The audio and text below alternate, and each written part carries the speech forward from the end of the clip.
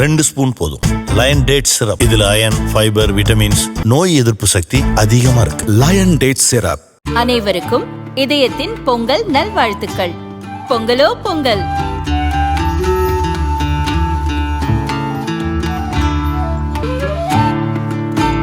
அனைவருக்கும் இதயம் மந்த்ராவின் பொங்கல் தின நல்வாழ்த்துக்கள்.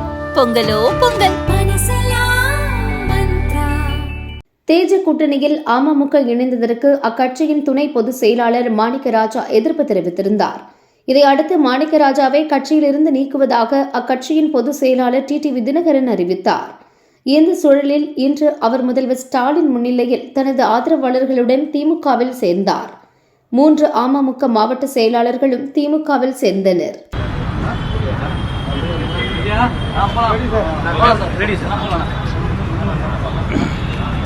தமிழகத்தில் சிறப்பான ஆட்சியை கொடுத்து கொண்டிருக்கின்ற,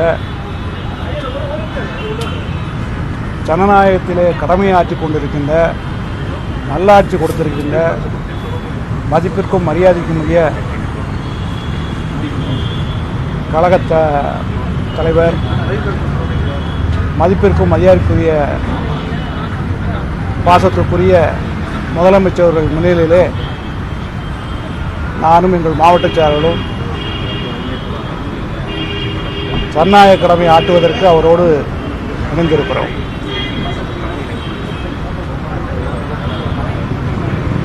என்ன காரணம் சார்? ஜாயின் பண்றதுக்கான காரணம் என்ன சார்? அம்மா மக்கள் முன்னேற்ற கழகம் எதற்காக தொடங்கப்பட்டது என்பது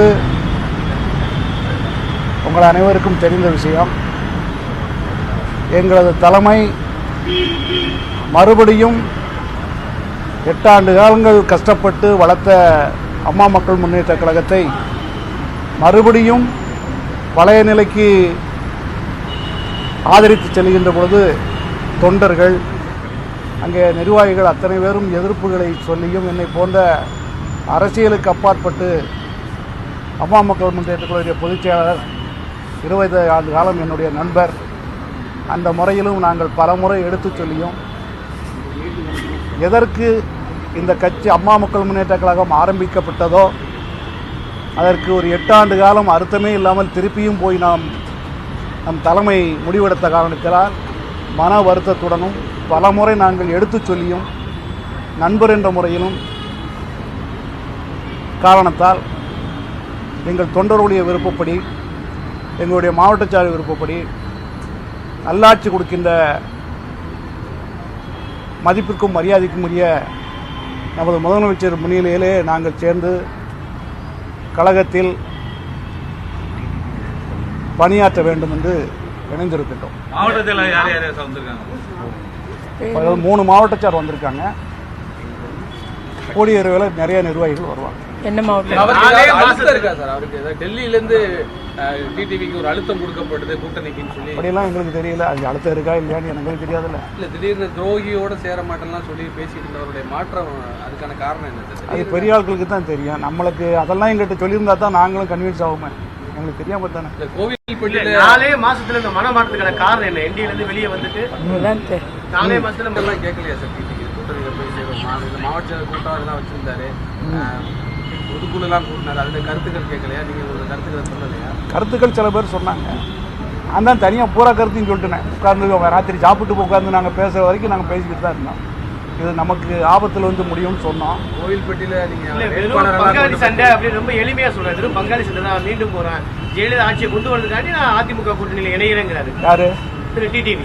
முதல்ல என்ன சொன்னார்? அதிமுக மீட்கத்தான் அமமுக உருவாக்குனேன் அப்படின்னு. பிறகு அதான பாயிண்ட். எங்க பாயிண்ட்? வெறும் பங்காளி சண்டை ரொம்ப மேலோட்டமாக சொல்றது. ஒரு பங்காளியாகவே இருந்துட்டு போட்டோம். அவரை நம்பி போனவங்களை எல்லாரும் ஏமாற்றியதை நினைக்கிறீங்களா?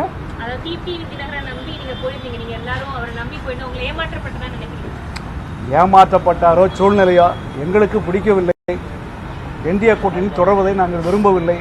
தொண்டர்களும் எங்களுடைய சட்டமன்ற தேர்தலில் அமமுகவும் அதிமுகவும் இணைந்து பணியாற்றுக்கான வாய்ப்பு இருக்கு? நிச்சயமா கிடையாது. எந்த வகையில்? ஆமா, அமமுகவை இவங்க வச்சிருவாங்க, அவங்க வச்சிருவாங்க. உங்களை பின்தொடர்ந்து மற்றவர்கள் வர்றதுக்கு வாய்ப்பு இருக்கா? இருக்கலாம்.